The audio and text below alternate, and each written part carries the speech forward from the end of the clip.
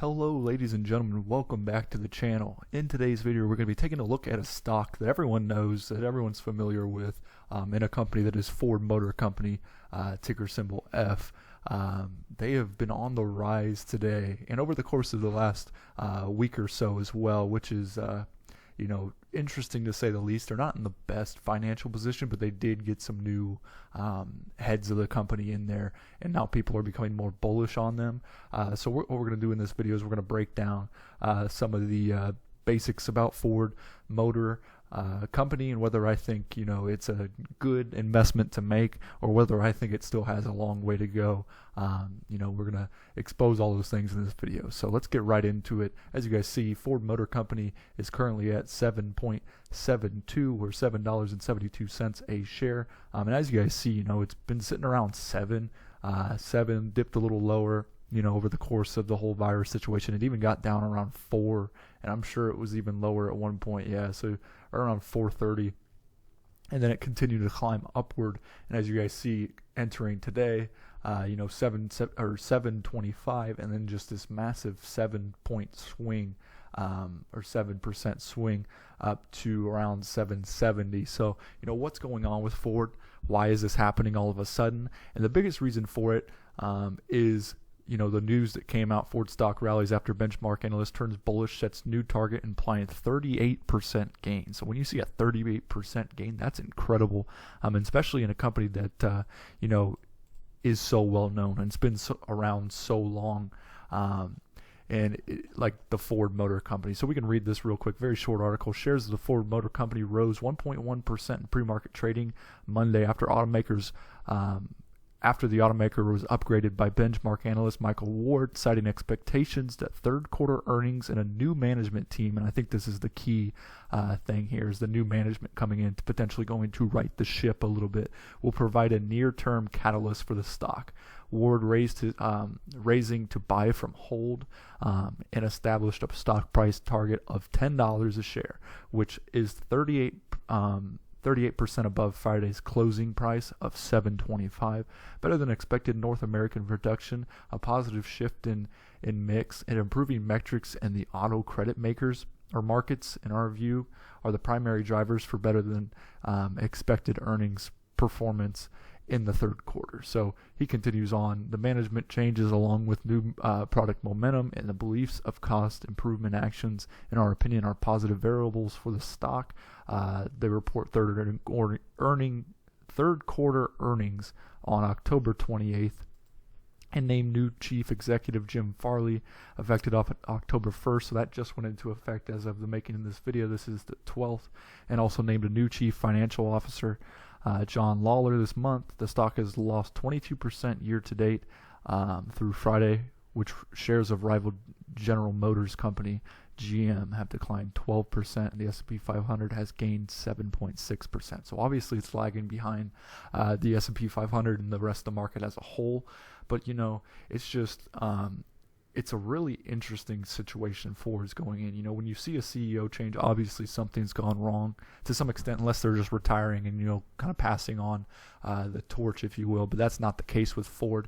I think personally I am invested in Ford. I bought in probably right around this area, that's $6 to $7 range. The big thing for Ford is they pay a good dividend, and it's actually kind of surprising to me that they still do pay a dividend, and it doesn't look like they currently are. So their last dividend was in January, maybe early February. So we can come down here and look at some of the analyst ratings on this. So you have no strong buys, you have a couple buys, 18 holds, and 2 underperforms. And this is right where I would rate it. If you have shares of Ford, and you didn't pay $10 for them already, which it's, or 8 even, you could potentially cost average down a little bit. Obviously now it's probably too late with the rise in Ford, but the average sentiment on Ford is 7.69, and then obviously you have that upgrade today, and you actually had an upgrade from underperform to in line, which isn't that big of an upgrade, but that's going to move it a little bit. But the biggest thing that scares me about Ford is the fact that with stimulus having run out, and if that doesn't get passed, this is a very cyclical stock, which means that, it's going to come and go in waves. Not everybody's going to have money to go out and buy a new car or whatever. You may be buying from Ford, which makes the beta a little high, a little bit riskier. And the biggest reason most people are in Ford is because of the dividend. And obviously they don't have that dividend right now. And to be honest, I don't think that dividend is going to be coming back anytime soon. When you look at something like their debt to equity ratio, I mean, what this means is it's at 571.97. So what that means is for every dollar they earn in equity, they owe about five almost $6 in debt. So that means they're super leveraged. They have a ton of debt, which obviously isn't a good thing. Obviously, you see their debt right here, $176 billion, and total cash of around $40 billion, which again, you don't like to see that. Then you look at the EBITDA of $6.12 billion, which is okay, but when you compare it to something like, let's go to GM stock, let's see what their EBITDA is. If we can find Yahoo Finance here, real quick, scroll down here. It wouldn't surprise me if this one's a lot better. If you go to like a Toyota, so it's a little bit higher, which means Ford is kind of underperforming in that regard. Return on assets of negative 0.51. And again, that negative beta, the 52-week change of negative 17%. You see some red flags that, you don't always, or you definitely don't want to see in a company before you invest in it. And this is the big thing. When you have a number that's that large, that means they're in that much debt.